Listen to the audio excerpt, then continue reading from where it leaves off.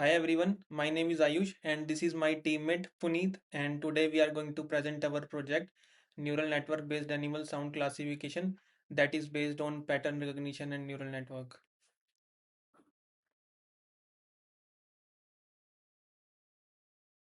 Let me start by explaining why this problem is important. Most current animals monitoring systems rely either on human observation or camera-based setups. While these methods work in controlled environment, they break down in real-world ecological settings. Forest farms and wildlife reserves often have poor lighting, dense vegetation, and large coverage area, making camera placement difficult and unreliable. Manual observation is also not scalable. It requires continuous human effort and introduce subjectivity. Because of these limitations, large scale and long term monitoring become expensive and inconsistent. This motivates our shift towards audio based monitoring. Animals naturally communicate through sounds, and audio sensors can operate continuously regardless of lighting and visibility.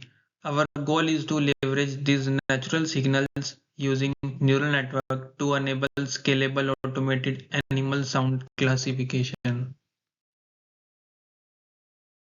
Animal sounds are extremely informative. Each species produce distinct vocal patterns that reflect not only identity but also behavior and environmental context. For example, alarm calls, mating calls, territorial sounds all carry distinct agnostic signals.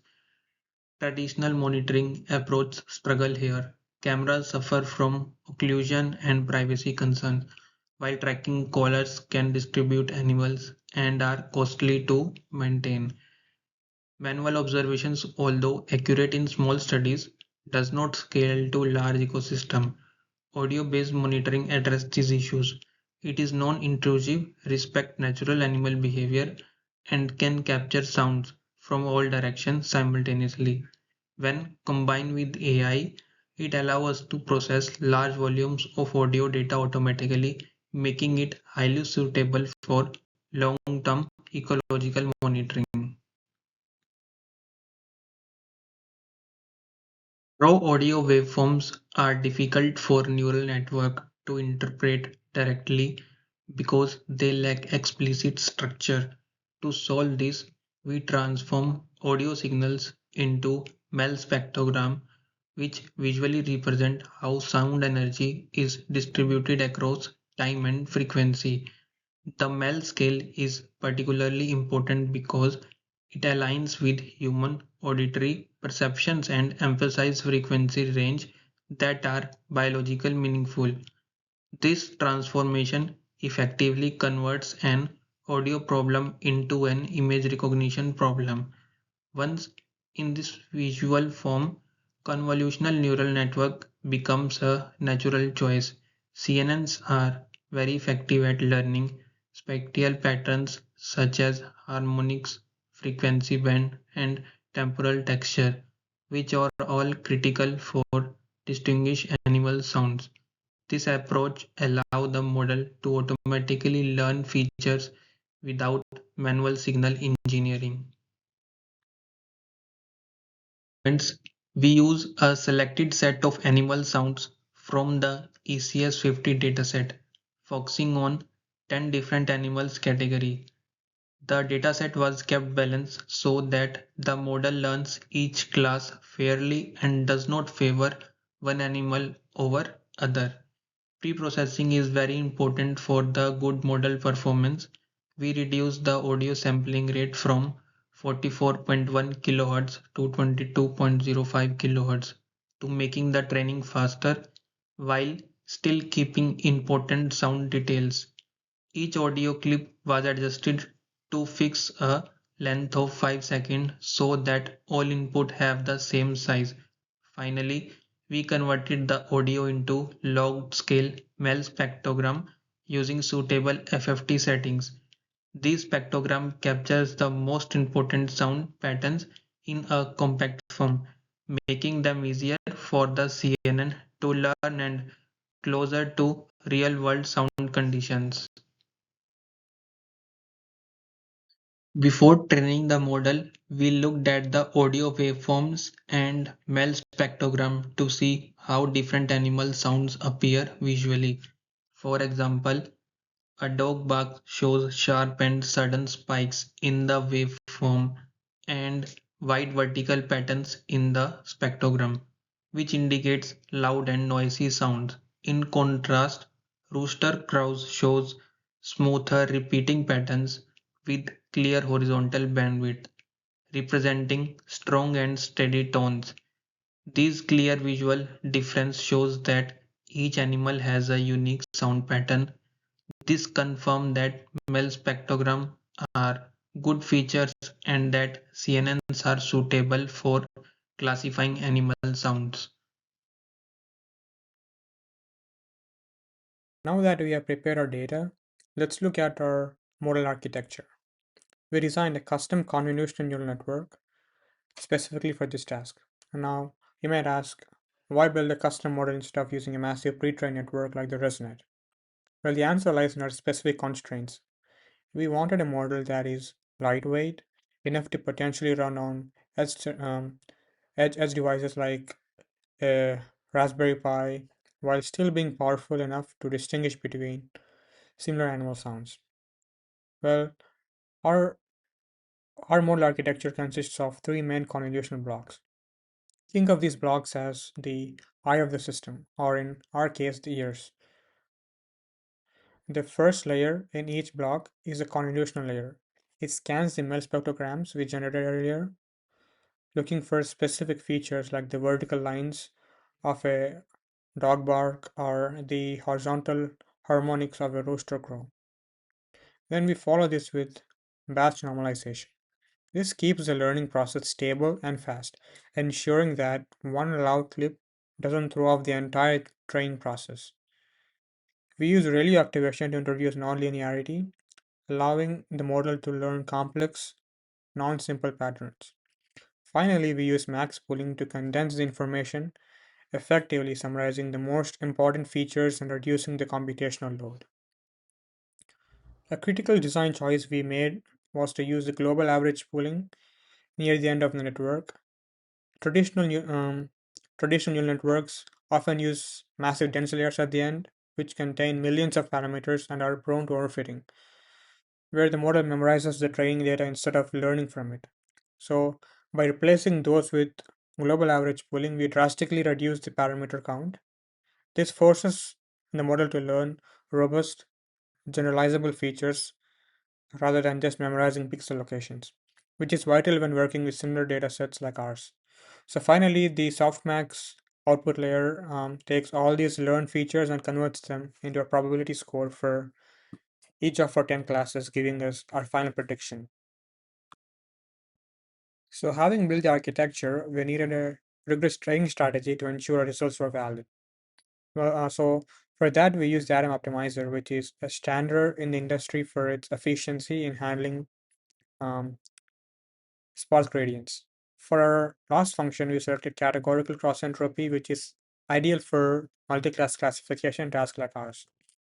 But the most important part of our strategy was how we handle the data split. We strictly adhere to a 5-fold cross-validation structure, in especially in our environmental sound classification. Data leakage is a major risk. So this happens if clips from the same original recording session end up in both the training set and the test set. If that happens, the model cheats by recognizing the background noise rather than the animal noise. So, by isolating specific folds for testing, we ensured that our model was being tested on completely unseen recording sessions, guaranteeing that our accuracy metrics are genuine. We trained for up to 50 epochs, but we didn't just let it run blindly. We implemented early stopping and also a learning rate scheduler.